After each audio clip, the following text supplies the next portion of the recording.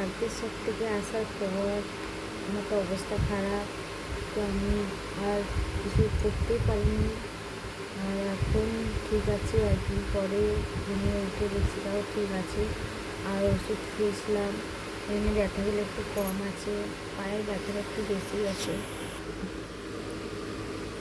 পাগুলো দিয়ে হাঁটতে পারছি না, আমি ব্যথা করছে পাটা। এগুলো আমার পায়ে আবার কুলাটি আছে, কুলাটিতে দেখো পায়ে ফুটো করে দিয়েছে, দেখো পাটা ফুটো হয়ে গেছে, দেখতে পাচ্ছ? এখন লাল লাল হয়ে গেছে পাটা, এত ইয়ে।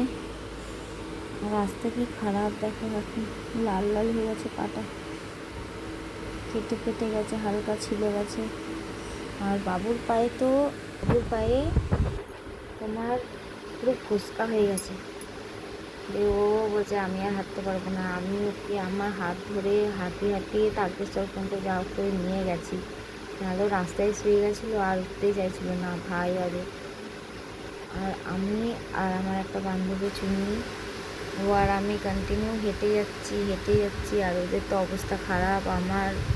আমি, রোহান, চুন্নি, রনিদা ঠিক আছে 4 জনা, আর বাকি 5 জনা ঠিক আছে, সুরজিৎ। আর বাকি হচ্ছে বাবু আর ওর ভাই আর অর্ক আর আবান্তিকা, ওরা 4 জনা মিলে আর হাঁটতে পারছে না।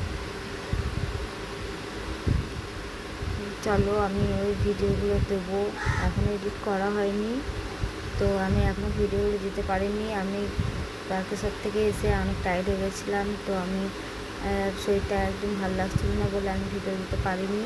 তো এরপরে ভিডিওগুলো সব আমার তো ফোন নিয়ে যাইনি, আমার ভিডিওগুলো আমার ফোনে যদি ভিডিওগুলো থাকতো তাহলে আমি দিয়ে দিতাম, কিন্তু আমার ফোন নিয়ে যাইনি বলে ভিডিওগুলো দেওয়া হয়নি। আর ওদের ফোন দিয়ে আমি ভিডিও করছিলাম, তো এখন ওরা সব ঘুমাচ্ছে, ওই তো ভিডিওগুলো এখনও দেওয়া হয়নি। এখন ওরা ভিডিওগুলো আমাকে দেয়নি, বা ভিডিওগুলো দিক, আমি ভিডিওগুলো ছাড়ছি।